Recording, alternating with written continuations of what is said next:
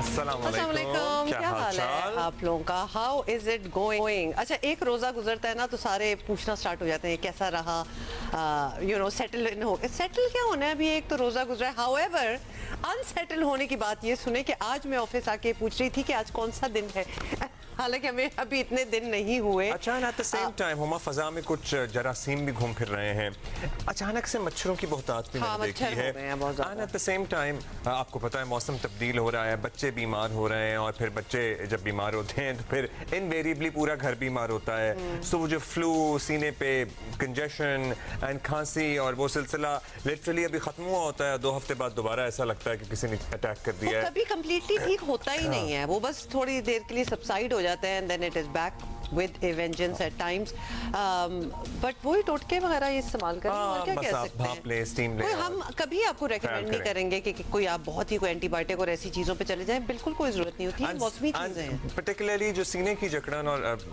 Congestion होती है ना, इसके लिए सबसे कारआमद दवाइयों से बढ़कर मतलब दवाई आपने लेनी आप जरूर लें डॉक्टर की रिकमेंडेशन पे। हाँ, स्टीम, भाप, लौंग की स्टीम लें आप, it really affects, it opens up और वो आपका म्यूकस जो है उसको, and that is all that is required. इससे ज्यादा कोई चीज की मदद भी करती है, नहीं होती। बहुत सी बातें हैं जो आज भी हमने आपसे करनी है। लेकिन सबसे पहले हम बात करेंगे क्रिकेट की, क्योंकि कल हमारा मैच है।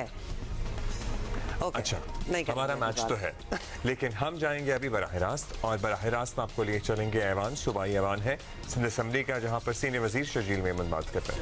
हमें उनकी हिफाजत करनी पड़ेगी। शर्जील साहब, मैंने लीडर अपोजिशन को कहा है, वो खुद ही देख लेंगे इस चीज। मैं इसमें ऑन द फ्लोर ये ऐलान कर रहा हूँ कि मैं अपने फाजिल मेंबर के लिए सिक्योरिटी का इंतज़ाम कर रहा हूँ, और अगर मेरे इस फाजिल मेंबर को, जो कि हमारे कलीग भी हैं और एमपीए दोस्त भी हैं, मैं इनको सिक्योरिटी का भी ऐलान कर रहा हूँ, लेकिन फ्लोर ऑफ द हाउस कह रहा हूँ, अगर इनके कोई भी इनकी जान माल किसी भी चीज़ का अगर इनको कोई मसला हुआ तो जिस पर इन्होंने इल्ज़ाम लगाया उस पर मैं कार्रवाई करूँगा।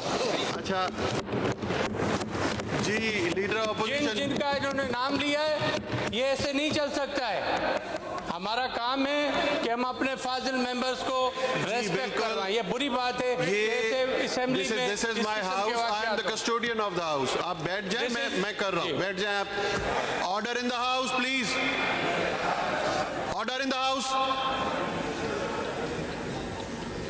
ऑर्डर इन द हाउस पता नहीं हो रहा है कि नहीं हो रहा, लेकिन हम ज़रूर अपनी डिस्कशन को आगे बढ़ाएंगे।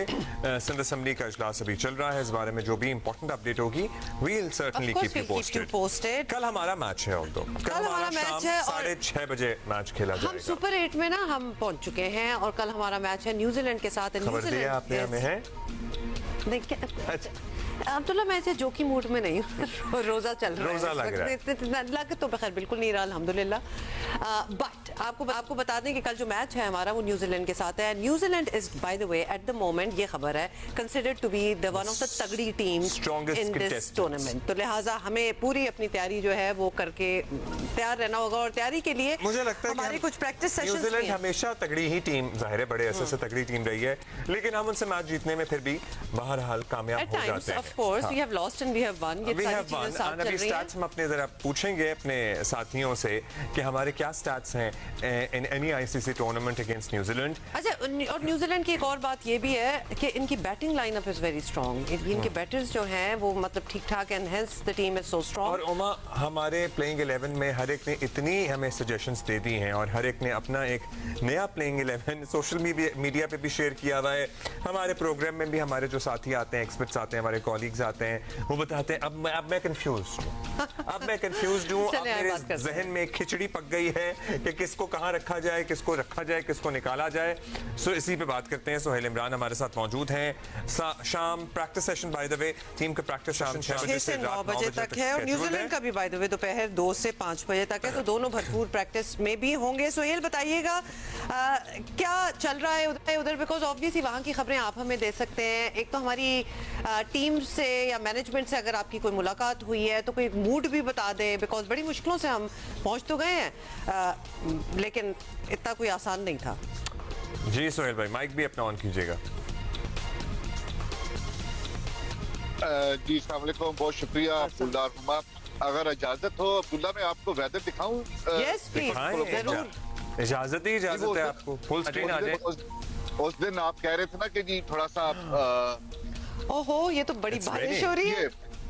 जी जी जी जी, ये देखें आप, बादल देखें ऊपर, स्याह बादल।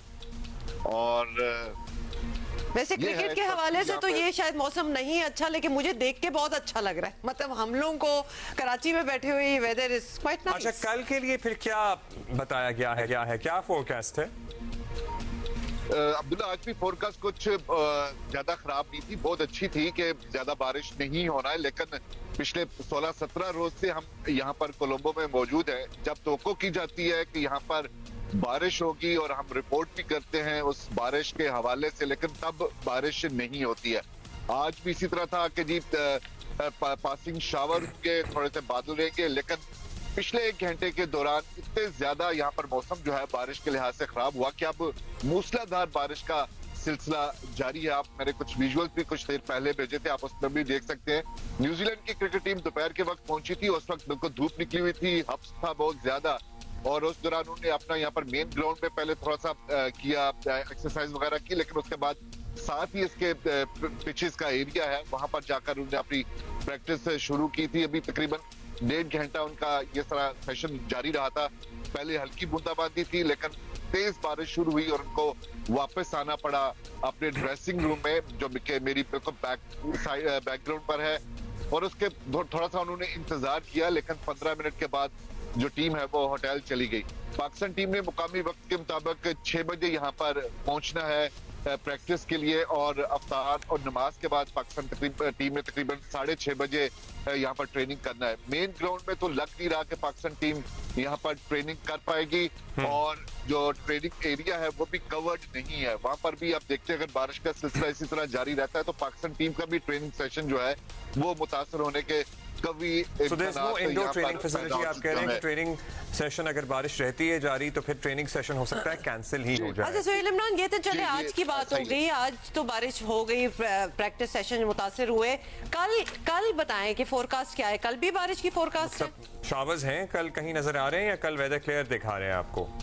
नहीं, शावर तो रोजाना की बुनियाद पर नजर आते हैं अब्दुल्ला, और कभी वो 30% होते हैं, कभी 50% तक जाते हैं वो, लेकिन बारिश इस तरह नहीं होती। What does it seem like for tomorrow?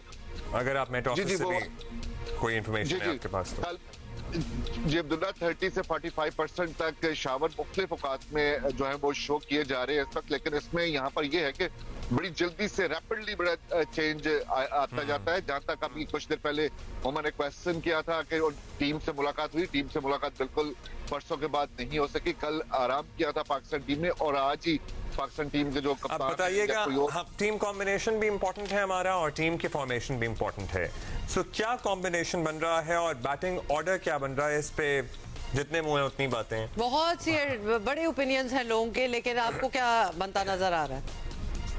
Ji Abdullah, $1 million question है इस बारे में। हर कोई अपनी ही राय दे रहा है कि जी वो कह रहा है कि जी बाबर आजम को अगर 4थे-5वें नंबर पर खिलाना है आप उनको खिलाएं ना, अगर आपने खिलाना है तो आपको उनको ओपनर खिलाएं, और ओपनर उसके साथ सामदा फरहान के साथ ओपन करें, नीचे फखर जमान को लेके आए, साइम अयूब 4थे नंबर पे आए।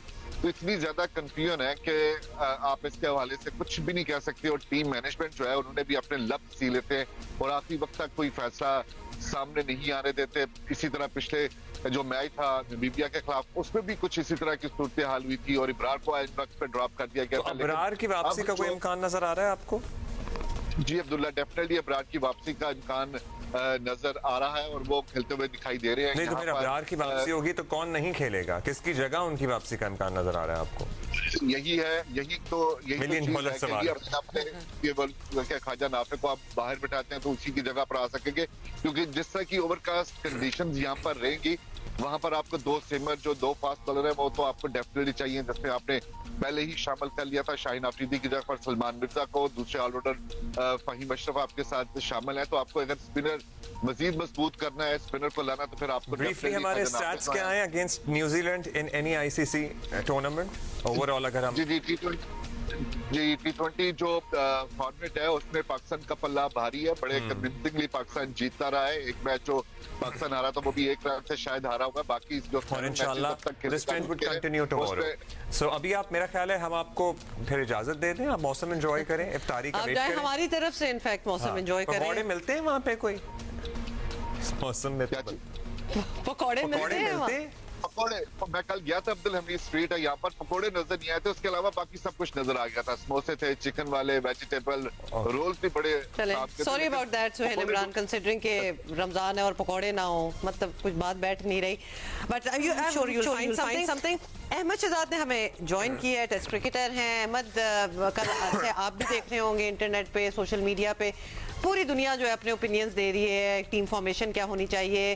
पाकिस्तान अब शुक्र है अल्हम्दुलिल्लाह सुपर 8 में पहुंच गया है, तो हमारे सामने सभी तगड़ी टीमें हैं, इसलिए गलती की गुंजाइश एटलीस्ट बिल्कुल नहीं बनती। टीम सिलेक्शन का फैसला अहम तरीन होगा आपकी नज़र में, बाकी तो दुनिया बता ही रही है। फ़खर जमान और ख्वाजा नाफे में से किसी एक को मौका दें या दोनों की जगह बनती है? नहीं, दोनों की जगह देखें। अब आप ज्यादती ना करें। आपने ऑलरेडी पाकिस्तान के साथ जो है बड़ी चीजें कर दी हैं और ये बड़ी टीमें हैं, इधर आधा तीतर आधा बटेर नहीं चलेगा। आपके पास प्रॉपर 2 डेप्थ के अंदर फास्ट बॉलर्स होने चाहिए, ठीक है, जो आपके डेप्थ के ओवर करके दें। आपको बीच के अंदर आपको अबरार को लेके आना है, क्योंकि जो न्यूजीलैंडर्स हैं आप देखें कि वो लेग स्पिनर को बहुत अच्छा खेलते हैं, लेकिन वो मिस्ट्री स्पिनर के अगेंस्ट वो फंसते हैं। और जो लेग स्पिनर होता है, जब उसको एकदम मार पड़ने पे आ जाए, जो कि उनके पास बीच के अंदर फिलिप्स वगैरह मौजूद हैं, तो वो अपने आप का बचाव नहीं कर पाते, ठीक है। और जो अबरार है वो अपना बचाव कर सकते हैं, उनके पास कैरम बॉल है, वो उल्टे वाला है, फिर फ्लिपर एक मारते हैं स्लाइडर टाइप, इनफ वेरिएशन जो उनके पास है। तो शादाब की जगह जो है वो अबरार बनते हैं। और उसके बाद देखें आप बाबर आजम की जगह जो है फखर जमान बनते हैं, मेनली बिकॉज फखर जमान का आप जो है अपने रिकॉर्ड अगर न्यूजीलैंड के अगेंस्ट देखेंगे तो उन्होंने कुछ हद इनिंग्स जो है इम्पैक्टफुल खेली है। फिर बीच के अंदर सेंटनर मौजूद है, लेफ्ट आर्म स्पिनर, और मेरे साथ ही फकर कह रहे थे न्यूजीलैंड के अंदर 3-4 छिक्के मारे थे उन्होंने उनको, सेंटनर को, तो और इम्पैक्टफुल प्लेयर है। और फिर जब बाबर की आप बात कर रहे हैं कि यार देखें कि आपने उनको ओपनर भी ट्राई कर लिया, परफॉर्मेंसेस नहीं थी, वर्ल्ड कप हार गए, सारी चीजें हो गई, आप लोगों ने ड्रॉप कर दिया। फिर उसके बाद आप उसको जो है ना अब तीसरे पे लेके आए, फिर आपने ड्रॉप कर दिया, फिर आप अब चौथे पे लेके, मतलब ऐसा तो नहीं है कि आप एक इंसान को खुश करने के लिए पूरी की पूरी पाकिस्तान की क्रिकेट टीम की तबाही मचा दें। आई थिंक इनफ हो गया है, मैनेजमेंट को समझ लेना चाहिए, पीसीबी को समझ लेना चाहिए। अच्छा अहमद भाई, ये भी बताइएगा कि बॉलिंग की तरफ आए तो यहाँ हमारे पास ऑप्शंस बहुत हैं, अब ऑलराउंडर्स भी बहुत हैं, लेकिन फुल टाइम रेगुलर बॉलर्स हमें ज़ाहिर दरकार हैं, अच्छे होने चाहिए। नसीम शाह हैं, सलमान मिर्ज़ा हैं, क्या दोनों होने चाहिए, क्या एक को होना चाहिए? हमने बैटर्स की बात की, तो आप बॉलर्स पे भी रोशनी डाल दीजिए आप। अच्छी टीमें जो है वो आपको यूं छोड़ेगी नहीं और जाने नहीं देंगी। ज्यादातर होने को तो कुछ भी हो सकता है, लेकिन तो बेहतर यही होता है कि बड़ी टीमों के अगेंस्ट आपके पास सारे रिसोर्सेज मौजूद हो, जो चीजें कवर करती हो, वो कि आपके पास 2 फास्ट बॉलर होने चाहिए न्यूजीलैंड के अगेंस्ट, जो कि शुरू में भी आपको देखे ना, आप इंडिया के खिलाफ आप खेले थे तो हार्दिक पांड्या और बुमराह ने बॉलिंग की थी, ऊपर से स्विंग किया और आपके तीन खिलाड़ी आउट हो गए और मैच साइड पे हो गया। तो आप इस तरह क्यों नहीं सोचते हैं? तो अगर आपके पास नसीम शाह है, सलमान मिर्जा है, आप दोनों को खिलाइए और उसके हिसाब से टीम बनाइए और पाकिस्तान को फायदा होगा इस चीज का। अच्छा, अब ये भी बताएं फाइनली, क्योंकि हम पहले भी इसके बारे में बात कर रहे थे, न्यूजीलैंड को जैसा हम देख रहे हैं, उनकी बैटिंग जो है वो पावर हिटर से भरी हुई है और सभी जो है वो बड़े फॉर्म में हैं। तो ऐसी टीम के सामने पहले बैटिंग करना बेहतर रहेगा या fielding in case we win the toss? देखिए, 2 चीजें हो सकती है। तो आपकी स्ट्रेंथ है, आप स्ट्रेंथ पे जाएं, विच इज बॉलिंग, कि आप बॉलिंग से डिफेंड करें। फिर एक स्कूल ऑफ थॉट ये भी होता है कि जब पहले बैटिंग आप दे देते हैं उनको, ऑपोजिशन को, और आपके पास अच्छे स्पिनर्स मौजूद हो, तो कभी कभार ऑपोजिशन भी गलती करती है और ज्यादा स्कोर बनाने के चक्कर के अंदर वो ज्यादा अटैक करती है और फिर ऐसे क्रूशियल टाइम पे विकेटें लूज कर देती है कि वो फिर 150 भी नहीं हो पाता। और पाकिस्तान की बॉलिंग के अंदर ये स्ट्रेंथ मौजूद है कि पाकिस्तान किसी को 150 के अंदर उतार सकता है। तो इस सिचुएशन के अंदर अगर दूसरी टीम गलत कैलकुलेशन कर जाए और आपके एक दो बॉलर्स जो कि आपके पास अच्छे हैं वो अच्छी बॉलिंग करके एक दो आउट कर ले तो फिर तो स्कोर में फर्क आ सकता है और आप उनको जल्दी उतार सकते हैं। अदरवाइज अगर आपने सेफ चलना है वो यही है कि आपकी स्ट्रेंथ बॉलिंग है तो बेहतरी है कि आप बॉलिंग से डिफेंड करें। Okay. Got it. Ahmad Shahzad, thank you for being with us. और मतलब हम जितना भी सोच लें होगा वही जो कल होना होगा और वही फॉर्मेशन होगी जो कि कोच और कप्तान जो हैं वो डिसाइड कर लेंगे। So just wait for it इंशाल्लाह। अच्छा, एक वीडियो सोशल मीडिया पे वायरल हुई, फिर सभी की नज़र पड़ी तो हमारी भी नज़र पड़ी। खैबर पख्तूनख्वा के ज़िला शुमाली वज़ीरिस्तान की एक नन्ही फास्ट बॉलर ने अपने मुनफरिद बॉलिंग स्टाइल की वजह से तवज्जो भी हासिल की है, सबको हैरान भी कर दिया है। अच्छा, she is only 8 years old by the way और नाम है इसका आईना और मतलब क्या कमाल किस्म की बॉलिंग भी कर रही है, बड़ी प्यारी सी क्यूट सी आईना वजीर इनका नाम है पूरा। और जेलस्टेन की तरह ये बॉलिंग भाई इनको एक्शन में ला रहे हैं लोग, मतलब लेजेंडरी बॉलर्स थे जनूबी अफ्रीका के। अच्छा जी, तो बात की है हबीबुल्लाह ने और हम देखेंगे सारे मिलके। Let's watch.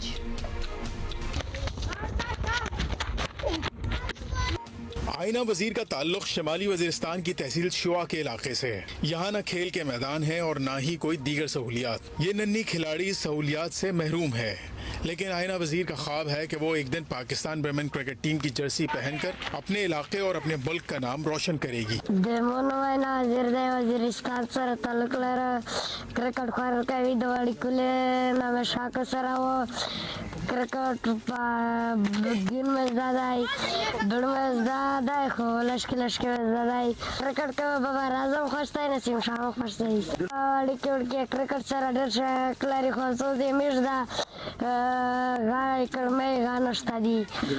ग्राउंड नष्टादाई वो कोई स्टेज में पाकिस्तान टीम दलना शो कुछ सुख में सपोर्ट को जब सेकंड क्लास के सभा के दिल तदस को लीला नष्टा जो माता दस फिल को जस स्कूल आया सपोर्ट के जद कुम द मल्क नूम रोशन का यहाँ अच्छे ग्राउंड होनी चाहिए, अच्छे एकेडमी होनी चाहिए ताकि आईना जैसा बच्ची और भी हमारे सामने उभर कर आ जाए। नन्ही क्रिकेटर आईना वजीर कहती है कि उन्हें अच्छी तालीम के साथ साथ खेल की सहूलत भी दी जाए ताकि वो अपने मुल्क का नाम रोशन कर सकें। I'm worried for her. I don't know why. I'm worried for her. Kind of. You know, she's only 8. अल्लाह करे कि इसको ये अपॉर्चुनिटीज़ मिलें, इसके पेरेंट्स, इसके अहले खाना इसके लिए सपोर्टिव हों और इसको इसके ख्वाब पूरे करने दें। और ख़ासतौर पे इसके जो फादर होंगे ना, जो बाप, जो कि एक्चुअली मैंने वीडियो में दिखाए थे कि नहीं देखे थे, but anyway he should be with her through out. मतलब उसकी जर्नी, उसकी स्ट्रगल, एवरीथिंग। बाप की अगर बैकिंग हो तो शी कैन एक्चुअली तभी कुछ कर सकती है, वरना कुछ नहीं होने वाला। सो अल्लाह ताला इसको कामयाबी दे और इसकी हिफाजत करे। अभी एक ब्रेक ले रहे हैं, वापस आते हैं। अच्छा जी, आपको बताएं कि वाशिंगटन में बोर्ड ऑफ पीस का पहला इजलास हो गया। सदर ट्रंप की जेर सदारत इफ्तिताही इजलास में, इनॉग्रल इजलास था ये। इसमें वजीर आजम शहबाज शरीफ समेत दुनिया भर से मुख्तलिफ ममालिक के नुमाइंदगान ने शिरकत की। अमरीकी सदर डोनाल्ड ट्रंप ने इजलास के बाद गैर मामूली गर्मजोशी का मुजाहरा करते हुए वो जो करते हैं हमेशा जफ्फियां डाल लेते हैं भाई, ये गैर मामूली। अब तो मुझे लगता है कि ये खास तौर पे ये रूटीन गर्मजोशी है रूटीन में, खास तौर पे whenever he mentions prime minister हमारे and the field marshal is not to उसके बाद बहुत देर नहीं लगती फील्ड मार्शल को भी बीच में आने में। तो ये वैसे गर्मजोशी थी। खींच के जफ्फी डाली है, खींच के मतलब खींच के जफ्फी डाली। वजीर आजम शहबाज शरीफ से मुसाफा किया, उन्हें गले लगाया। इससे पहले खिताब में सदर ट्रंप ने एक बार फिर पाकिस्तान की तारीफ की। वजीर आजम शहबाज शरीफ फील्ड मार्शल आसिम मुनीर को खिराज तहसीन पेश किया। सदर ट्रंप ने कहा कि वो वजीर आजम शहबाज शरीफ को पसंद करते हैं। पाकिस्तान के फील्ड मार्शल अजीम जनरल, अजीम फील्ड मार्शल और अजीम शख्सियत हैं। फील्ड मार्शल टफ हैं और अच्छे जंगजू हैं। Sharif, I like this man of Pakistan, because there was some fighting going on when I got to know him and your field marshal, general, great general, great field marshal, a great guy. That war was raging. Planes were being shot down, right? In the end, they got what they wanted, right? And they made a good deal. And I got to like them, the prime minister, the field marshal, who's a tough man, a tough, good fighter, right? Good, serious fighter. I like good fighters, actually. 11 jets were shot down, very expensive jets. And they were all in, both of them were all in, and now they're not. अच्छा, मैंने बड़े गौर से सुना है जो choice of words थे ना और जो मैनरिज्म थी, अगर कोई इसको डिसाइफर करे तो ये फ्लर्ट कर रहे थे, ये फ्लर्टिंग में आता है, कोई बहुत इश्क मोहब्बत और पक्की दोस्ती वाला सीन मुझे नहीं लगा. This is more like you know, he's a tough guy और खास तौर पे he's a great guy. मतलब he's not getting into the depths of things. आपको लग रहा है lead on कर रही हैं. हम lead on हो गए. पुरानी बात हो गई, अब तो हो गया. अच्छा जी, इस मौके पर वज़ीर आज़म शहबाज शरीफ ने कहा कि तनाज़ात के हल के लिए सदर ट्रंप का किरदार काबिल तहसीन है. पाक भारत जंगबंदी से हजारों कीमती जानें बचीं. सदर ट्रंप ने जनूबी एशिया को बड़ी तबाही से बचाया. Your bold diplomacy has surely brought calm to many international serious hotspots. Your timely and very effective intervention to achieve ceasefire between India and Pakistan potentially averted loss of tens of millions of people. You have truly proved to be a man of peace. And let me say, Mr. President, you are truly savior of South Asia. अच्छा जी, एक दूसरे की भरपूर तारीफें हो गई. अब आगे क्या हो गया होगा या अच्छा, इसको इसके अलावा फिर उन्होंने अलहदा भी मुलाकातें की. हाँ. प्राइम मिनिस्टर से और फील्ड मार्शल से, इन्होंने मार्क रूबियो ने. तो मतलब ये बड़ी दुनिया भी ये देख रही है कि there's a lot of closeness between. अब मुल्कों के बीच में भी इंशाल्लाह होना ही चाहिए closeness, लेकिन इंडिविजुअल्स के बीच में अच्छी closeness और अंडरस्टैंडिंग ये तो अब आज पाकिस्तान को आ गया है कि उन्हें किस तरह लुभाना है, मतलब उनको किस तरह रागिब तो हमारे सारे टर्म्स ही वो चल रहे हैं. रागिब करना है और वो रागिब हो गए. अब इसको मटेरियलाइज कैसे करना है into something concrete for Pakistan? अच्छी बात. That remains a question. Doctor Maliha Lodhi हमारे साथ मौजूद हैं, साबिक सफीर हैं. बहुत शुक्रिया डॉक्टर साहबा. बोर्ड ऑफ पीस का पहला इजलास हुआ, उस पर एक राय ये है कि बड़ी मुस्बत पेशरफ्त है, एक राय ये है कि कुछ ठोस सामने नहीं आ सका. आपकी राय क्या है? इसके मुख्तलिफ पहलू हैं इस मीटिंग के. मैं समझती हूँ कि कोई ऐसी ठोस चीज़ तो नहीं निकली जिसकी तवक्को की जा रही थी, लेकिन मेरे लिए सबसे अहम पहलू ये है कि इसमें कोई फ़लस्तीनी नुमाइंदा मौजूद नहीं है जो कि बोर्ड ऑफ पीस का मेंबर हो, लेकिन इज़राइल मेंबर है. तो इससे फिर जाहिर है इस बोर्ड की क्रेडिबिलिटी और लेजिटिमेसी जो है वो क्वेश्चन में आ जाती है. देखिए, अगर आप एक पार्टी को नुमाइंदगी नहीं देते तो इसका मतलब ये है कि उनका कोई से नहीं है इस इशू पे जो कि उनके फ्यूचर के बारे में है. लेकिन दूसरी पार्टी को आप नुमाइंदगी दे के उनको फिर इस पोजीशन में ले आते हैं कि वो इस पीस प्रोसेस को इन्फ्लुएंस कर सकते हैं और अपने इंटरेस्ट जो हैं उसको प्रोटेक्ट कर सकते हैं. जहाँ तक ठोस प्रोग्रेस की बात है, मैं नहीं समझती कि इस मीटिंग से कोई नेक्स्ट टेंजिबल जो स्टेप्स हैं वो क्लियर हैं कि भाई क्या होंगे. बहुत सी चीज़ें अभी अनक्लियर हैं. हाँ, ये ज़रूर है कि स्टेबलाइजेशन फोर्सेस जो है उसमें 5 ममालिक जो हैं उन्होंने कहा कि जी हम कंट्रीब्यूट करेंगे, जिसका ट्रंप ने ऐलान किया. लेकिन अभी हमें ये भी नहीं पता कि किस मैंडेट के तहत वो ऑपरेट करेंगे. आपने बात की निशानदेही की है जो कि मेरा ख्याल है कि जो लोग इस बोर्ड ऑफ पीस से मुतमईन नहीं है वो वजह ही है कि उसमें कोई फ़लस्तीनी नहीं है. तो ये that's a very big thing. Doctor साहब, ये बताएं कि जहाँ एक तरफ गज़ा में अमन की बातें हैं, कुछ उम्मीद भी है, वहीं अमेरिका और इजराइल का मुसलसल ईरान को दबाव में रखना, क्या इस बोर्ड के मेंबर मुसलमान ममालिक जो हैं उनकी पोजीशन को कॉम्प्रोमाइज़ नहीं करती है बात कि साथ साथ ये भी साइड बाय साइड चल रहा है? हाँ, ट्रंप ने अपनी स्पीच में ये एक थ्रेट दोहराई कि ईरान को एकदम एग्रीमेंट कर लेनी चाहिए और अगर वो नहीं करेंगे अगले मेरा ख्याल 2 हफ्ते में, कुछ ऐसा ही उन्होंने कहा है, तो फिर वो मिलिट्री एक्शन पे मजबूर हो जाएंगे. कुछ इस किस्म की बात उन्होंने की है. लेकिन मेरा अपना ख्याल ये है कि जो उन्होंने टाइम दिया है ईरान को कि कम टू एन एग्रीमेंट, वो कोइंसाइड करता है जो टाइम ईरान ने मांगा है तफसीली फ्रेमवर्क के लिए, फर्दर नेगोशिएशंस के लिए। तो हाँ, ये ट्रंप की तो आदत है कि बुली करना, थ्रेटन करना, लेकिन मैं नहीं समझती कि फिलहाल कोई इमीडिएट थ्रेट है जंग का। डॉक्टर साहब, इंडिया से टैरिफ तनाज़ा निमट जाने के बाद ये खदशा भी था कि अमेरिका और पाकिस्तान के ताल्लुकात में शायद एक बार फिर कुछ दूरियां या कुछ रुकावटें पैदा हों, लेकिन कल तो ऐसा ज़ाहिर है बिल्कुल फील नहीं हुआ। सो क्या हम तसल्ली रखें कि अमेरिका के साथ इस बार होपफुली एक लॉन्ग टर्म पार्टनरशिप है हमारी और ताल्लुकात ऐसे ही रहेंगे और स्टेबल रहेंगे और बेहतर होंगे?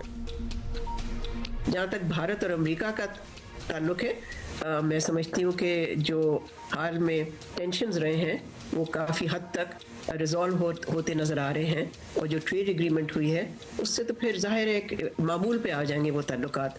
उसका असर ज़रूर पड़ता है पाकिस्तान US रिलेशंस पे, लेकिन मैं नहीं समझती कि कोई हेस्टी कंक्लूजन हमें करनी चाहिए कि पाकिस्तान US रिलेशंस जो हैं या सेटबैक हो गए हैं इस डेवलपमेंट से, या वो बहुत ही मजबूत हो गए हैं। जैसे मैंने पहले अर्ज़ किया, ये एक रीसेट का प्रोसेस जारी है, लेकिन अभी हम ये नहीं कह सकते कि ये ताल्लुकात किसी सस्टेनेबल बेसिस पे और स्टेबल बेसिस पे आ गए हैं, ख़ास तौर पे इसलिए कि ट्रम्प इतना मर्क्यूरियल पर्सनैलिटी रखता है, उसका तो कोई पता नहीं कि कल को वो क्या कहेगा। बहुत शुक्रिया डॉक्टर मनीहा लोधी साहिबा फॉर बीइंग विद अस। और बहुत बार आप बिल्कुल वही चीज़ें जो हर कोई पॉइंट आउट नहीं कर रहा होता, वो टेंशन वाली बातें थोड़ी सी कि things are not as great as they might look, उसके लिए हम आपको ज़हमत दें। हाँ, और and you point them out very well, ताकि हम जज्बात की और एहसासात की रौ में बह ना जाएं, हमें रियलिटी चेक भी कोई देता रहे। इतना एग्रीएबल नहीं हर चीज के साथ होना ना, you have to see the other side of the picture as well, and then we have so many experts who do that for us. अच्छा जी, रमजान के हवाले से आपको पता है कि कुछ अरसे से ही हम बातें कर रहे हैं। वैसे तो हमें पता है कि ये होता है कि जब रमजान आ रहा होता है कि चीजें महंगी हो जाती हैं, और खासतौर पे रोजमर्रा की चीजें, नॉट इवन कोई स्पेशल। तो उस हवाले से क्या मेजर्स लिए जा रहे हैं कि ऐसा ना हो इस बार? Let's talk about it. Irfan Memon साहब हमें ज्वाइन कर रहे हैं, डिप्टी कमिश्नर हैं इस्लामाबाद के। इरफान साहब, शुक्रिया आपने वक्त दिया। बताइएगा, आपको पता ही है रमज़ान के आगाज़ में शिकायत आने लगती है कि नाजायज़ मुनाफाखोरों ने हर शय के दाम बढ़ा दिए हैं। How are you making sure कि ऐसा ना हो इस दफ़ा इस्लामाबाद गिरदो नवाह में?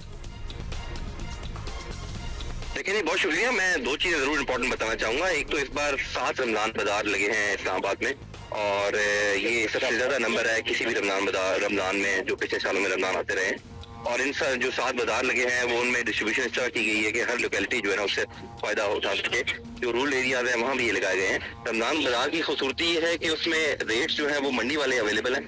जो मंडी में रेट्स हैं वही रेट्स रमज़ान बाजार में, और ये कंट्रोल्ड एनवायरनमेंट है जहाँ magistrate around the time which start from 9 AM till 4 PM available होता है, ताकि किसी किस्म की वायलेशन ना हो।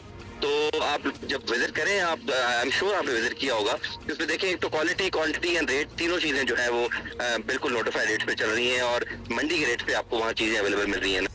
अच्छा, ये भी बता दें, दैट्स गुड टू नो, ये बताएं कि नाजायज़ मुनाफाखोरों को वार्निंग देने के लिए और आवाम की आगाही के लिए शहरी अपनी शिकायत जो है वो कहाँ दर्ज करा सकते हैं? कोई नंबर है तो वो हमारे साथ शेयर कर लें, और फिर इस पर एक्शन क्या होगा ये भी हमें बता दें। सरकारी नरखों से ज़्यादा पैसे मांगने वालों के खिलाफ कार्रवाई एग्जैक्टली क्या होगी? हमारा round the clock control room operative है, उसका नंबर स्क्रीन में आपको शेयर भी कर लेंगे, और सोशल मीडिया भी हमारा बहुत एक्टिव है। जो भी कंप्लेंट आती है उसी दिन विद इन नेक्स्ट 2-3 आवर्स हमारा मजिस्ट्रेट वहाँ जाकर एक्शन लेता है। अच्छा मैम साहब, रमज़ान में तो एक रिवायत सी बन चुकी है ना, लेकिन महंगाई और नाजायज़ मुनाफाखोरी तो साल भर का ही मसला है। अब रिवायती प्राइस कंट्रोल कमेटियों के मौजूद होने के बावजूद ये मसला ख़त्म नहीं हो रहा। सो क्या इस निज़ाम में भी जिद्दत हमें लानी पड़ेगी अल्टीमेटली? देखिए जी, मैंने आपसे अर्ज की कि ये कॉन्टिन्यूस एक्सरसाइज है, इन्फोर्समेंट कॉन्टिन्यूसली चल रही है, और मैं आपसे पूरे साल का डाटा भी शेयर कर सकता हूँ कि इस्लामाबाद इन्फोर्समेंट हुई है with regard to action against the violators, चाहे वो उनको जेल भेजा गया है या इन किया गया है। तो एक कॉन्टिन्यूस एक्सरसाइज है। रमजान में उसको हम फोकस बढ़ा देते हैं, टाइम बढ़ा देते हैं, पर्टिकुलरली स्टार्टिंग फ्रॉम 12 बजे से ऑनवर्ड से रफ्तारी तक हमारे लोग मजिस्ट्रेट मार्केट में होते हैं, और ये जो है ना इस तरह उन पे एक्शन लिया जाता है। बहुत शुक्रिया। ठीक है, शुक्रिया जी मेमन साहब, आपने वक्त दिया। अच्छा, इससे पहले हम विजुअल दिखा सकें वजीरिस्तान की उस बच्ची का, आईना वजीर का। सो हम बात कर रहे थे और उसमें बोलिंग एक्शन पे बड़े बात हो रही है, चर्चे हो रहे हैं। वाइल्ड गेस के हमें वो देखते हैं किसकी कॉल आई। हाँ। पता होगा आपको, समझ तो आ गई होगी। आतिफ राना CEO लाहौर कलंदर, और उन्होंने हमें कहा कि बस इसको हम लेने के लिए तैयार हैं। We have a high performance centre, there are many girls training that under that. अच्छा, हमें बहुत ही फेथ है जब व्हेन दे डिटेक्ट के किसी में कोई टैलेंट है, और ये तो खैर पूरे पाकिस्तान ने डिटेक्ट कर लिया था, तो he is always ready, in fact very eager and encouraging to take them up. So और इनके जो पेरेंट्स हैं, इनके जो गार्डियंस हैं, आप का राब्ता हम एस्टैब्लिश करा देते हैं हम अपने साथी के जरिए विद लाहौर कलंदर। फादर का होना बहुत जरूरी है, मैं बार बार कह रही हूँ भाई, ये इतनी छोटी उम्र की बच्चियां जो है ना, वो और इतनी मतलब क्रिकेट में क्या कमाल टैलेंट है, और आगे तभी जाएंगी जब बाप साथ साथ होगा। This is very important, they need somebody close and trustworthy. Absolutely, so go there. Okay, break भी ले रहे हैं साथ। welcome जी। अच्छा, आपको पता ही है तहरीक इंसाफ ने अब इमरान खान साहब की रिहाई के लिए उनके वज़ीर आला ने खैबर पख्तूनख्वा के एक रिहाई फोर्स बनाने का ऐलान किया है। दूसरी तरफ ऐसा लग रहा है कि बानी PTI खुद किसी भी रहनुमा पे एतमाद करने को तैयार नहीं है, और उन्होंने कहा है कि मेरी बहनें सिर्फ मेरी रिहाई की मुहिम को आगे बढ़ाएं। अच्छा, बहनें भी तो नहीं ट्रस्ट करती ना किसी और ओहदेदार को, तो वो भी उनका भी यही काम है कि हम खुद कराएंगे। रिहाई फोर्स है, ये क्या PTI की मुश्किलात बढ़ा देगी या कम कर देगी? हुकूमत को लगता है कि इनकी ये कोशिश भी नाकाम रहेगी, और बीच में जो मुलाकातों का कोई सिलसिला पैदा होने की उम्मीद बनी थी, वो उम्मीद भी दोबारा दम तोड़ गई है। क्यों? हैदर शिराजी हमारे साथ मौजूद हैं, उनसे मालूम करते हैं। हैदर, बीच में ना समझ नहीं आता है, फिर राना सना का भी बयान आया, फिर उन्होंने एक्सप्लेन भी किया उसे कल जियो पे ही, और भी अता तारर साहब का भी बयान सामने आया है डील के हवाले से, नो डील के हवाले से। लेकिन बीच में ऐसा लग रहा था कि शायद कुछ नरमी दिखाई जाने की उम्मीद पैदा हुई है, या एटलीस्ट मुलाकातें बहाल हो सकती हैं। वो एपिसोड खत्म हो गई है दोबारा, और अभी जो सख्ती थी वही बरकरार रहेगी। देखिए, इस सिलसिले में मुलाकातें तो ना हो सकी, लेकिन इस धरना पार्लियामेंट हाउस में वो ख़त्म कर दिया गया, और PTI के रहनुमा ये समझते हैं कि जहां बानी को अस्पताल मुंतकिल करने के वफाकी वज़रा के बयान थे, वहां से मामला अब मुलाकातों की रिक्वेस्ट तक आ पहुंचा है। यानी इस धरने से उस तरह कुछ हासिल न किया जा सका जिसकी तवक्को की जा रही थी। और याद रहे, जब महमूद खान अचकज़ई ने इशाइया दिया था, तो ये इशाइये में अचानक PTI के रहनुमा पहुंचे, जब तो उन्होंने ये फैसला अचानक कुछ इस तरह लिया कि बानी को पिम्स अस्पताल मुंतकिल करने का हुकूमत ने एक इस हवाले से हामी भरी और कहा कि उन्हें मुंतकिल किया गया था, इलाज हुआ है। तो अब तशवीशनाक ये सूरत हाल है कि उन्हें मुंतकिल करके वापस हॉस्पिटल से जेल ले जाया गया, तो अब हमें धरना देना चाहिए। महमूद खान अचकज़ई ने उस इशाइये में कहा कि धरना देना या एहतजाज करना असल मामला नहीं, उसके बाद उसको ख़त्म करना या हल की तरफ ले जाना ये बहुत अहम नुक्ता होता है। लेकिन PTI के रहनुमाओं का सख्त इसरार था कि हर सूरत धरना दिया जाए, डी चौक पहुंचा जाए। PTI के अक्सर रहनुमा जब खड़े हुए तो उस वक्त अल्लामा नासिर अब्बास के जरिए धरने का ऐलान करवाया गया था, लेकिन बाद में हमने देखा कि एक रिपोर्ट की बुनियाद पर PTI के रहनुमा जो चाहते थे कि धरना दें, एक रिपोर्ट की बुनियाद पर वो कहते रहे कि अब हमें रिपोर्ट को का सहारा लेकर धरना खत्म कर देना चाहिए। ये सब पार्लियामेंट हाउस में हुआ जिस वक्त PTI के रहनुमा और अपोजिशन इत्तेहाद के रहनुमा पार्लियामेंट हाउस में थे। तो अपोजिशन इत्तेहाद तहरीक तहफ़्फ़ुज़ आईन पाकिस्तान के अल्लामा नासिर अब्बास या महमूद अचकज़ई को हमें हमारे ज़राए ये बता रहे हैं, और हमें ये नजर भी आता है कि उस तरह फैसले लेने नहीं थोड़ी सी कंफ्यूजन है, आप भी डिटेल दे रहे हैं, लेकिन थोड़ी सी कंफ्यूजन ये भी है जो कि जब इनके रहनुमा भी शो पे आते हैं हमारे, तो हम उनसे भी पूछते हैं कि कुछ आप ही क्लैरिटी दे दें।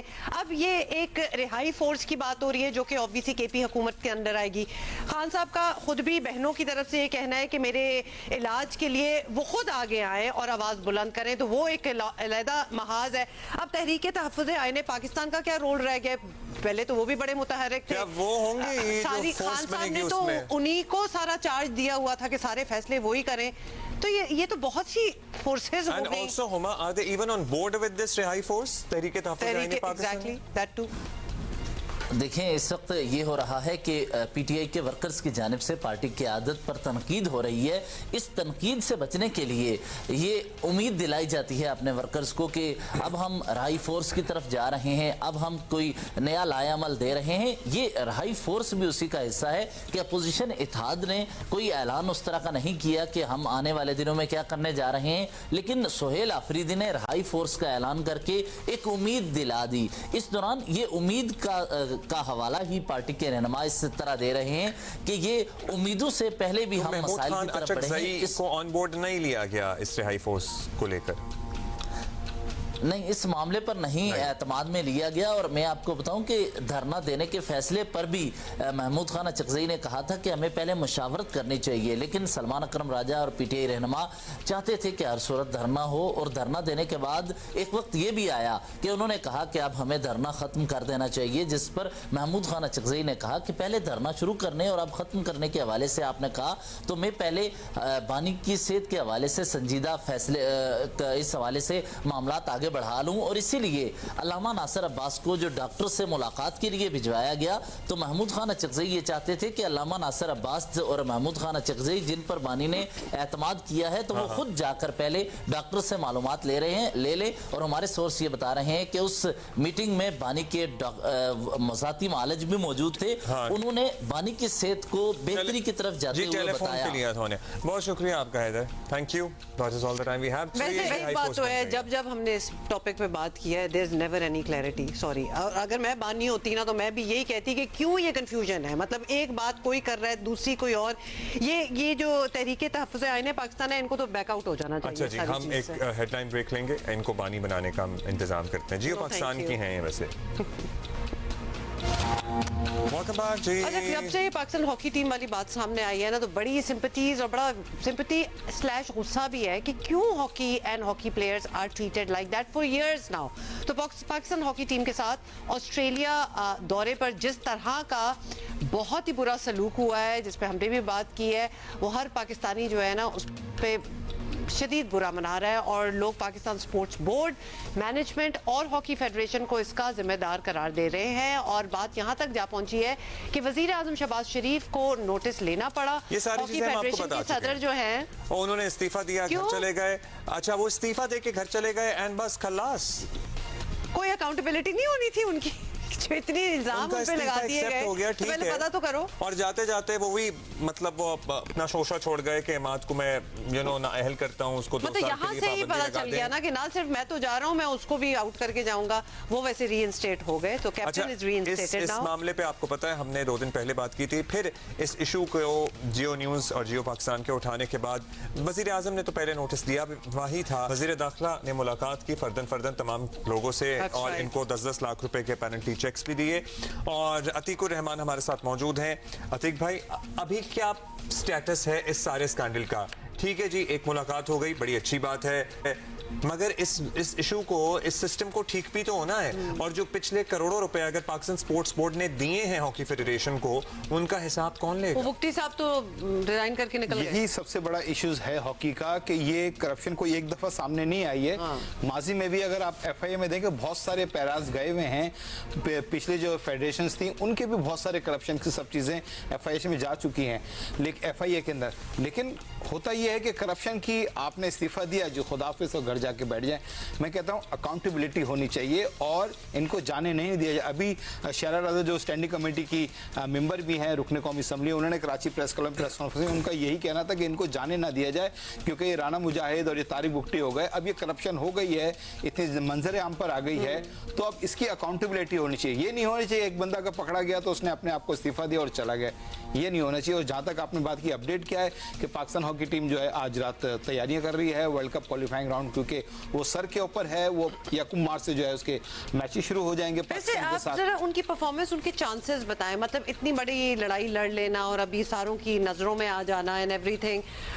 कुछ अरसे से तो हम कोई खास खबरें नहीं सुन रहे, except for once last year. मेरा ख्याल है बीच में कुछ हुआ भी था, बेहतरी की उम्मीद पैदा हुई थी। इनकी हमने जीते थे टूर्नामेंट, लेकिन जिस तरीके से हमारी टीम अभी है, वो अभी एकदम हम प्रो लीग में हम खेल रहे हैं, बिल्कुल टॉप टीमों के साथ खेल रहे हैं, तो उनके साथ तो हमारे रिजल्ट जो है वो ऐसे ही आएंगे और हम हारेंगे सारे मैचेस। वैसे क्या मसला है भाई, मतलब फॉरेन कोचेस भी होते हैं हमारे पास, होते नहीं होते हैं? अब नहीं है, लेकिन अभी दोबारा से बात की जा रही है कि जो डच कोच हैं रॉयल ऑल्टमैन, उनको दोबारा से लाया जाए। लेकिन हमने डच कोच रॉयल ऑल्टमैन को भी लाकर देख लिया, कोई खास रिजल्ट नहीं आया। क्यों नहीं आता?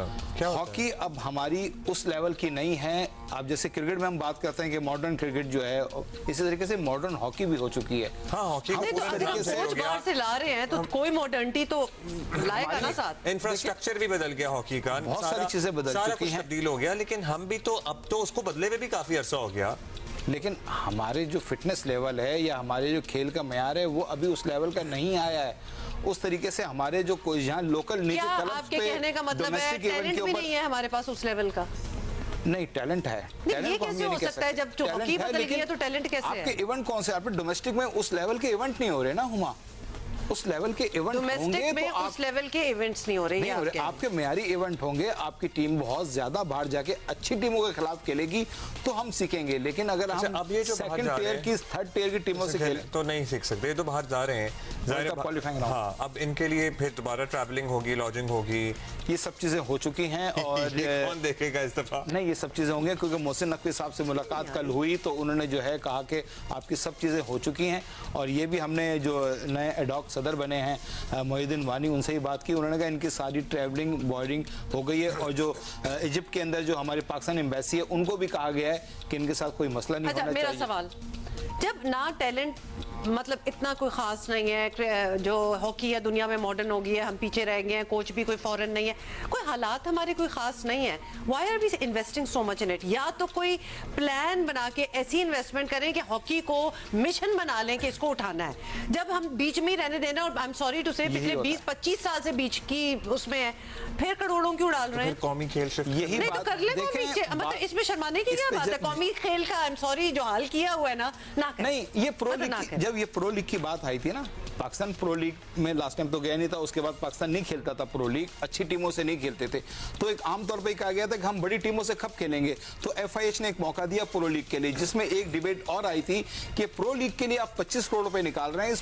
प्रो लीग का हमें कोई फायदा नहीं होगा, आप ये 25 करोड़ रुपए डोमेस्टिक में लगाएं। ये पॉइंट है, ये हम कह रहे हैं कि क्यों फिर इतनी दौलत आप उस चीज में लगाते चले जा रहे हैं? ये फेडरेशन ने कहा कि नहीं, ये प्रो लीग बहुत जरूरी है। अगर देखिए दोनों चीजें जरूरी हैं, लेट्स बी ऑनेस्ट, ये नहीं है इधर और नहीं हो सकता।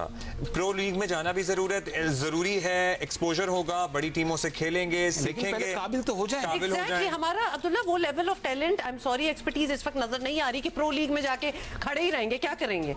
मतलब एवरीथिंग इज चेंज्ड। अगर फायदा था वो ये था कि जो क्वालिफाइंग राउंड ओलंपिक के होंगे उसमें जो है हमें अच्छी टीमें मिलेंगी, आसान टीमें मिलेंगी। प्रो लीग का सिर्फ एक फायदा होता, हमारी रैंकिंग हमारी बढ़ जाती, हम अच्छी टीमों से मैचेस खेलते, गोल करते, तो हमारी कुछ रैंकिंग बढ़ जाती, प्लेयर्स का तजर्बा मिल जाता, ये तो होता। लेकिन इसके लिए 25 करोड़ रुपए सिर्फ आप प्रो लीग पे लगाएं तो मुझे नहीं लगता इससे कोई ज्यादा फायदा होगा।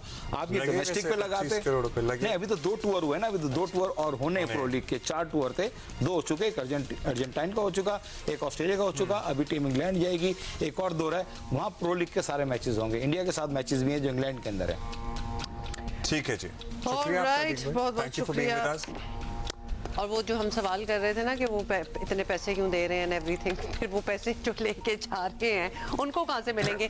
कोई ऐसी बात हुई नहीं है। लेकिन हमारा अभी भी मौक़िफ़ ये है कि जिन्होंने रिजाइन किया है दे शुड बी मतलब एक अकाउंटेबिलिटी होनी चाहिए एब्सोल्युटली फॉर व्हाटएवर। अच्छा, ऐसे कैसे उठ के कुछ मकामी सियासत की बात करेंगे। पाकिस्तान तहरीक इंसाफ का धरना तो खत्म हो गया, वानी PTI को नई अस्पताल मुंतकिल किया जा सका, लेकिन अब एक रिहाई फोर्स बनेगी और साथ ही साथ जाहिर है उनके दीगर मुतालबात, अस्पताल शिफ्ट करने के मुतालबात, मुलाकातें बहाल होने के मुतालबात अपनी जगह हैं। बहुत से सवाल हैं जी। और साहब हमारे साथ रहनुमा अपोजिशन इत्तेहाद पाकिस्तान, इस्तेहकाम पाकिस्तान नहीं यार, अवाम पाकिस्तान पार्टी, वो आप एक और वाली बात चले गए, बड़ी हो गई है। वैसे रहनुमा अपोजिशन इत्तेहाद हैं और तहरीक तहफ़्फ़ुज़ आईने पाकिस्तान का हिस्सा है पाकिस्तान पार्टी। डॉक्टर साहब बहुत बहुत शुक्रिया। ये बताएं खजाना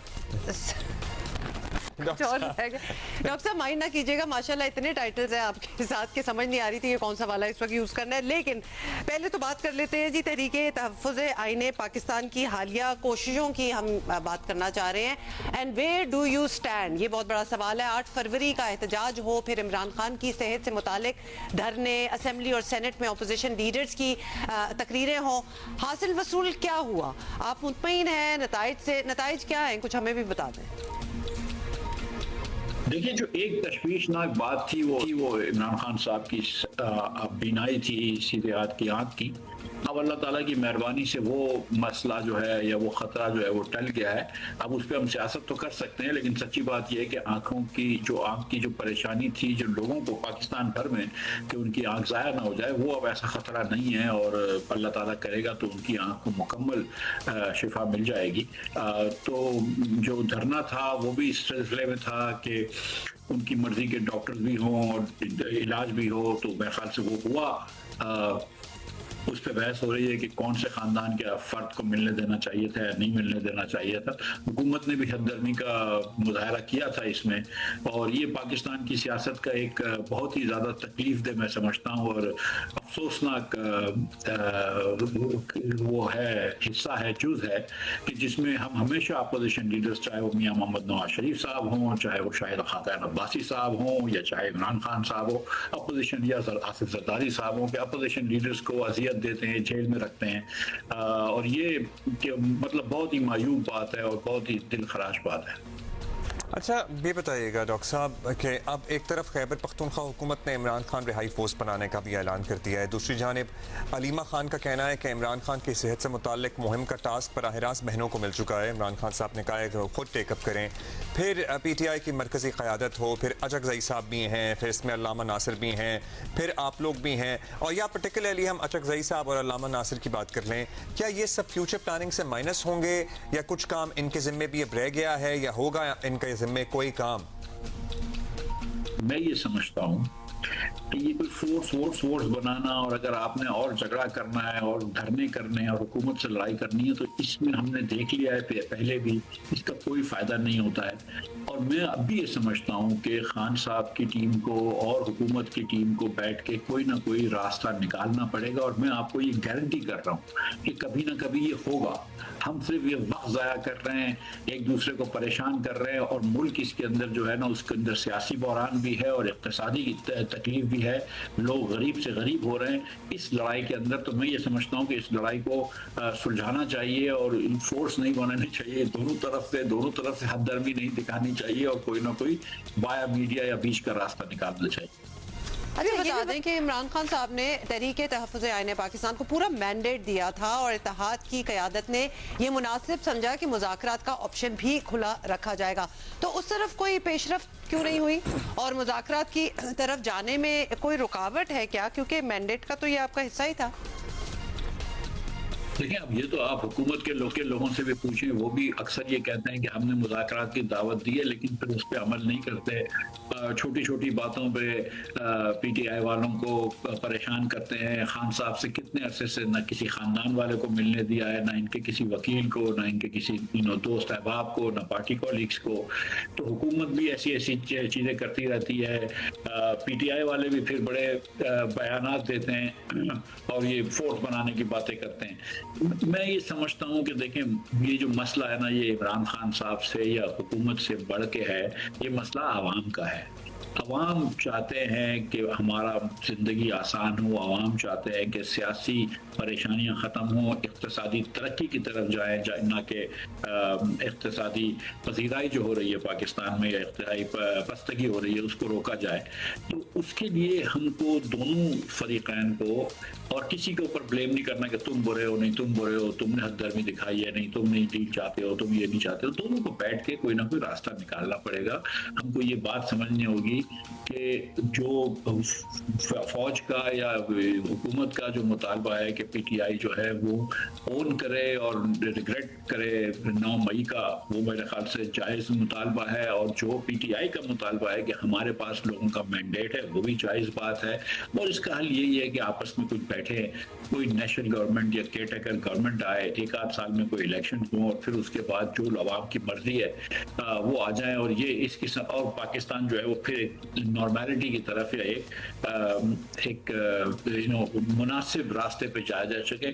इस तरह पाकिस्तान जो है वो तरक्की नहीं करेगा, हम गरीब से गरीब पाकिस्तान के लोग चाहते हैं। बहुत शुक्रिया डॉक्टर मिफ्ताह, ये कह रहे थे कि अगर माशी तरक्की होनी है तो सियासी इस्तेहकाम जरूरी है, इसमें तो कोई दो राय नहीं है। और उन्होंने ये भी कहा कि PTI की तरफ से रिग्रेट का इजहार किया जाना चाहिए, ये जायज मुतालबा है एस्टैब्लिशमेंट का या हुकूमत का। अच्छा जी, more on that of course आपको पता है ये भी वो खबरें हैं जो कि चलती रहेंगी जियो न्यूज़ पे। अभी सिंध असेंबली के इजलास के दौरान आपको बताएं कि MQM रुकन राना शौकत ने अपने साथी अरकान पर कत्ल की धमकियों के इल्जामात आयद किए हैं। स्पीकर सिंध असेंबली ने पुलिस को ऐवान में तलब कर लिया और ये मामला क्या है और ये जानना बड़ा जरूरी है। मतलब किस पे एग्जैक्टली इल्जाम लगाया जा रहा है इनकी तरफ से? राना जावेद बताइएगा।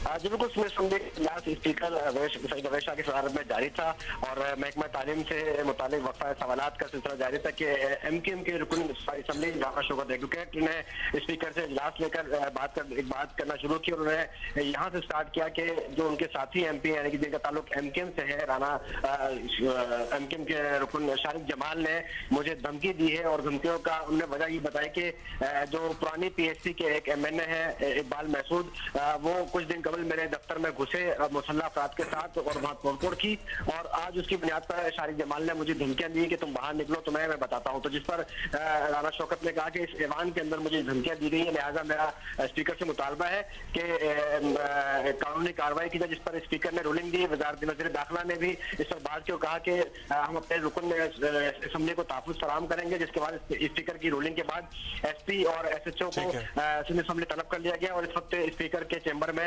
इजलास जारी है। जबकि MQM के जो चेयरमैन है खालिद मकबूल सिद्दीकी, उन्होंने मामले का नोटिस लेते हुए अपोजिशन लीडर अली खुर्शीदी से रिपोर्ट तलब कर ली है। बहुत शुक्रिया आपका राना जावेद। अच्छा, अभी सानेहा गुल प्लाजा पे बनाए गए जुडिशल कमीशन की बात करेंगे। हर इजलास में बेइंतजामी के नए किस्से, नई दास्तानें So sad सामने आती हैं। अच्छा, ताज़ा इजलास में आपको बता दें कि ये समझ ही नहीं आ रही थी कि कौन सा इदारा किसके मातहत काम कर रहा है। ये अब आए ना बात पे, क्योंकि ये तो कितने अरसे से हमें भी नहीं पता होता कि कौन सा इदारा कहाँ किसके साथ रिलेटेड है।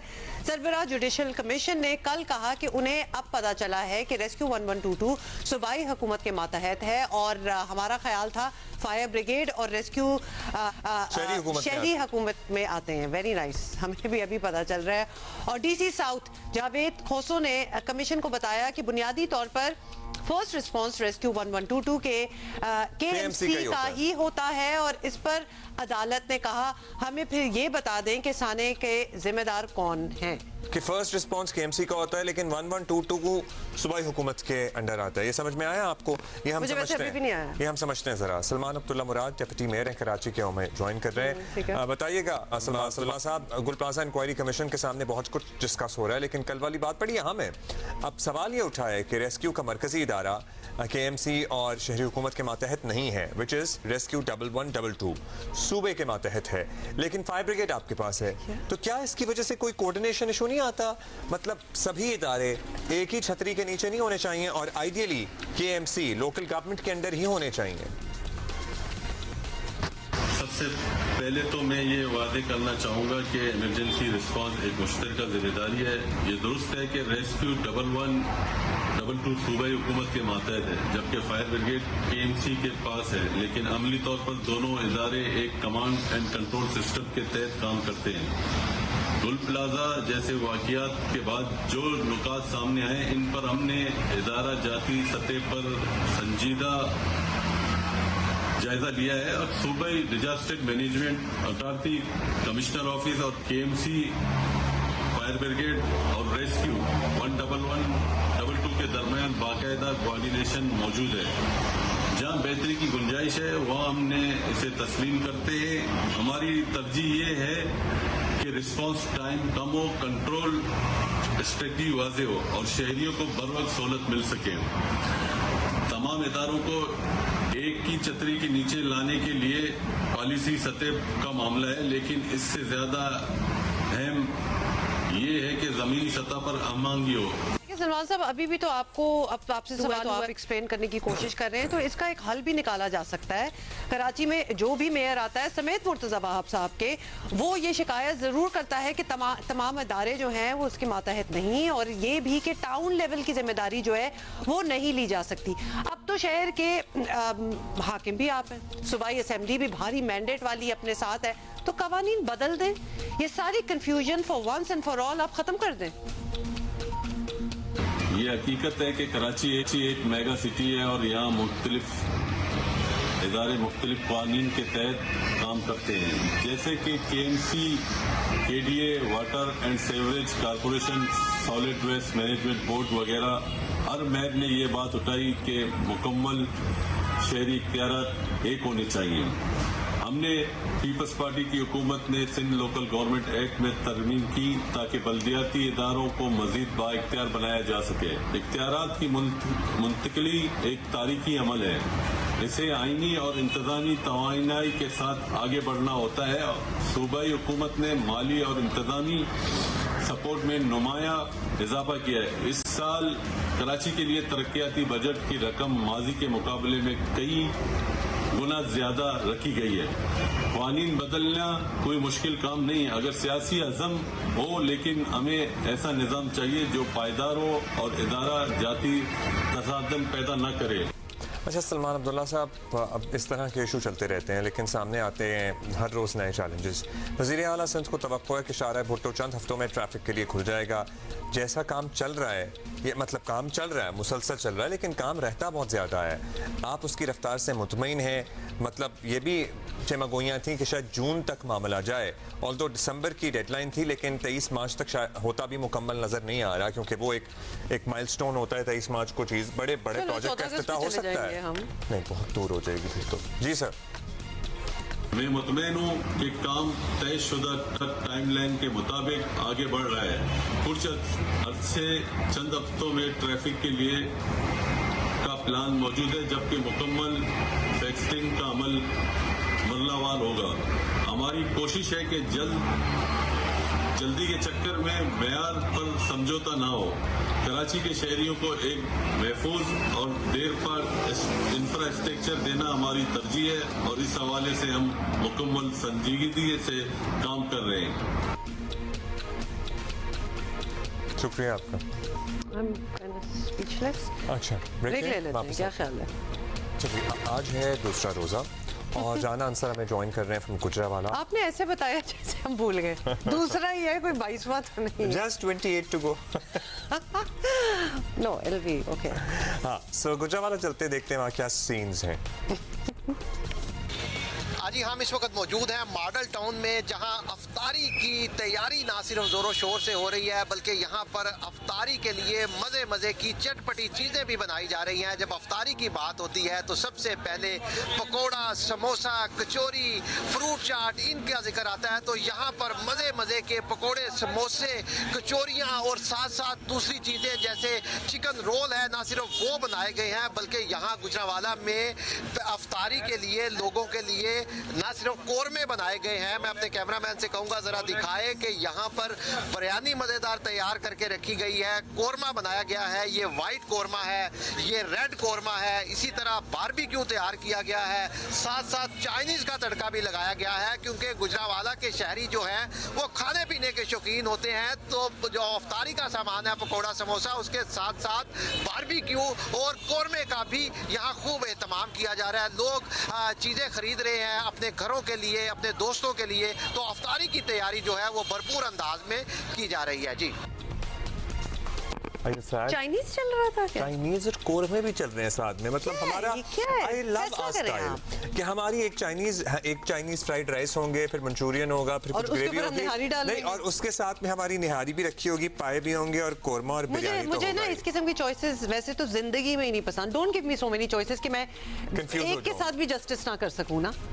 So this is not very happy. आगे चलते हैं और अब हम आपको लेके जाएंगे, अली नईम हमें बता रहे हैं हैदराबाद से। जी बिल्कुल, मैं इस वक्त हैदराबाद के मसरूफ़ तरीन इलाके कोहिनूर चौक के मकाम पर मौजूद हूँ, जहाँ पर माह रमज़ान के लिए इफ्तारी की तैयारी का सिलसिला जारी है। माह रमज़ान की इफ्तारी के अंदर सबसे ज़्यादा रग़बत से खाई जाने वाली जो ग़िज़ा है उसके अंदर समोसे होते हैं, रोल होते हैं, कचौरियाँ होती हैं, और यहाँ पर भी इस वक्त समोसों की तैयारी जारी है। गरम गरम तेल के अंदर समोसे तैयार किए जा रहे हैं, कच्चे समोसे भी यहाँ पर रखे हुए हैं। इसके साथ ही साथ यहाँ पर कचौरी भी है, रोल भी हैं, मुख्तलिफ़ किस्म के हैं, जिसमें आलू के भी हैं, चिकन के भी हैं, चिकन के समोसे भी हैं। लोग यहाँ पर जिस तरह से इफ्तारी के लिए यहाँ पर लोग ख़रीदारी करने के लिए भी आ रहे हैं, तो जो यहाँ समोसा फरोश हैं उनकी जानिब से तैयारी भी शुरू कर दी है। लोग इफ्तारी के लिए अभी से ख़रीद भी रहे हैं और जैसे जैसे इफ्तारी का वक्त करीब आएगा तो इसी जगह के ऊपर खड़े होने की भी जगह नहीं होगी। ना सिर्फ इस जगह के ऊपर बल्कि हर कोई जो खाने पीने का काम करता है, ना सिर्फ वो बल्कि घरों के अंदर भी इफ्तारी की तैयारी का सिलसिला शुरू हो चुका है। जी, यहाँ ये हुआ कि खाना हमें ठीक लगा है, लेकिन ये कोई जगह थी, सेटिंग नहीं अच्छी, सेटिंग नहीं पसंद आई हमें। हमें खाना भी अच्छा चाहिए, हमें सेटिंग भी चाहिए। आओ कहीं और ट्राई करें। अब कहाँ जाना है? सियालकोट चलेंगे। चलो सियालकोट चलते हैं। उमर एजाज है वहाँ पे। ओके जी, रमज़ान मुबारक के इस बाबरकत महीने में जहाँ मुसलमान इबादतों में मसरूफ़ हैं, वहीं दूसरी जानिब अफ्तारी का अहतमाम भी जो है वो बहुत ज़रूरी होता है। शहरी जो है वो अपनी इस्तात के मुताबिक हर शख्स जो है वो ख़रीदारी में मसरूफ़ नज़र आ रहा है। समोसे पकौड़ों की दुकानों पर रश देखा जा रहा है। इसी तरह फ्रूट चाट और दही भल्लों की दुकानों पर भी इसी तरह का रश है। मैं इस वक्त मौजूद हूँ सर्कुलर रोड पर। यहाँ पर आप शहरी को काफ़ी जो है वो गहमा गहमी नज़र आ रही है, ख़रीदारी की जा रही है। कोई फ्रूट चाट के अहतमाम के लिए यहाँ से फ्रूट खरीद रहे हैं। एक तरफ तो रोज़ादार इफ्तारी का जो है अहतमाम कर रहे हैं, लेकिन दूसरी जानिब शहरी शिकायत करते भी नज़र आ रहे हैं कि जो कीमतें हैं फलों की वो आसमान को छू रही हैं। जो गवर्नमेंट की जानिब से रेट लिस्ट जो यहाँ पर नस्ब की गई है उसके मुताबिक जो है वो अशियाए खुर्दनोश और जो फल हैं वो फ़रोख्त नहीं किए जा रहे। अच्छा, सियालकोट से आप थे हमारे साथ उमर, और हमें वाकई जो मुनज़्ज़म अंदाज में दुकानें लगी हुई थी ना, out of many initiatives of this government that Maryam Nawaz has taken, you know, this is really good. बेहंगम नहीं मुनज़्ज़म पंजाब, हमने भी पहली दफा पढ़ा है लिखा। आज we just saw it for the first time. एक तरतीब से आपको पता है क्या, आपकी एंजाइटी कम हो जाती है इर्द गिर्द। अगर आप अपने इर्द गिर्द तारों के जाल, जंजाल, you know, believe it or not, it affects your mental health, and if it does affect your mental health, then it affects your physical health. So एक चीजें साफ होंगी, तारे कम होंगी, तारे जमीन के अंदर होंगी, एटलीस्ट कोई तरतीब से होंगी, और तरतीब से दुकानें होंगी तो को, और बाकी सारे रेप्लिकेट करें ना, मतलब सफाई और ऑर्गेनाइजेशन किसको नहीं पसंद होगी। ब्रेक के बाद हाजिर होते हैं। ओके। अच्छा, हम मुख्तलिफ शहरों से मालूम कर रहे थे कि किस तरह जो निर्फ बढ़ाए जाते हैं, ओवर प्राइस कर दी जाती हैं चीज़ें, उनको कंट्रोल किया जा रहा है। कोयटा से हमने बात नहीं की। मेहरुल्लाह बादीनी डिप्टी कमिश्नर हमें ज्वाइन कर रहे हैं। बताइएगा बादीनी साहब, रमज़ान मुबारक शुरू होते ही शिकायत तो आती है कि नाजायज़ मुनाफाखोरी शुरू हो गई है। How you dealing with it? आप किस तरह कंट्रोल कर रहे हैं? क्या निज़ाम है आपका? जी, प्राइसेस के हवाले से हम पिछले एक हफ्ते से डिस्ट्रिक्ट एडमिनिस्ट्रेशन, जो डिस्ट्रिक्ट प्राइस कंट्रोल कमेटीज़ हैं वो मुतहर्रिक हैं। सबसे पहले हमने असेसमेंट की, फ्रेश जो रेट्स थे मुख्तलिफ एसेंशियल कमोडिटीज़ के, उसकी एक असेसमेंट हुई, और उस असेसमेंट के बाद हमने रेट्स जो हैं वो नोटिफाई कर दिए हैं। रेट्स नोटिफाई करने के साथ ही तमाम जो हमारे असिस्टेंट कमिश्नर्स हैं, मजिस्ट्रेट्स हैं, जो प्राइस कंट्रोल कमेटीज़ हैं, जो डिफरेंट सब डिविजन्स में काम करती हैं, उनको भी डायरेक्शंस पास हो गई हैं कि वो रमज़ान के स्टार्ट से ही ये एक्टिविटीज़ अपनी बढ़ा दें। साथ ही साथ हमने अवेयरनेस कैंपेन भी चलाया है। हमने मुख्तलिफ लोगों को जो है इंगेज किया है, जिनकी फॉलोअरशिप होती है, जिनको सुना जाता है कि उनके थ्रू एक कैंपेन करके लोगों में ये अवेयरनेस दी जाए कि जो रमज़ान का महीना है ये नेकियां कमाने का महीना है, इसमें नाजायज़ मुनाफाखोरी जो है उससे वो इज्तनाब किया जाए। ये भी बताएं कि अगर किसी ने कोई कंप्लेंट करनी हो आवाम की आगाही के लिए, कोई नंबर है जहां आवाम जो है शहरी अपनी शिकायत दर्ज कर सकते हैं, और फिर जब कर दें शिकायत तो फिर उस पर एक्शन क्या होगा, ये भी एक्सप्लेन करें। एक तो हमारे जो प्राइस कंट्रोल मैजिस्ट्रेट्स होंगे उनकी एक्टिविटीज़ रैंडमली डेली की बुनियाद पे जो है वो चल रही होंगी मुख्तलिफ बाज़ारों में, मुख्तलिफ मार्केट्स में। दूसरी तरफ अगर पब्लिक को कहीं पे कोई कांस्टेंट इस तरह की एक मुश्किलात या इस तरह के इशूज़ फेस हो रहे हों तो उनके लिए हम एक व्हाट्सएप नंबर जो है वो हमने इंट्रोड्यूस कर दिया है, जिस पे वो डिस्ट्रिक्ट प्राइस कंट्रोल कमेटी है उसको वो डायरेक्ट अपनी कंप्लेंट रजिस्टर करा सकते हैं। वो जो कंप्लेंट्स होंगी फिर वो हम मार्क कर देंगे अपने प्राइस कंट्रोल मैजिस्ट्रेट्स को जो ऑन फील्ड ऑन ग्राउंड होंगे, तो वो स्पेसिफिक। अच्छा, टाइम भी खत्म हो गया हमारे शो का।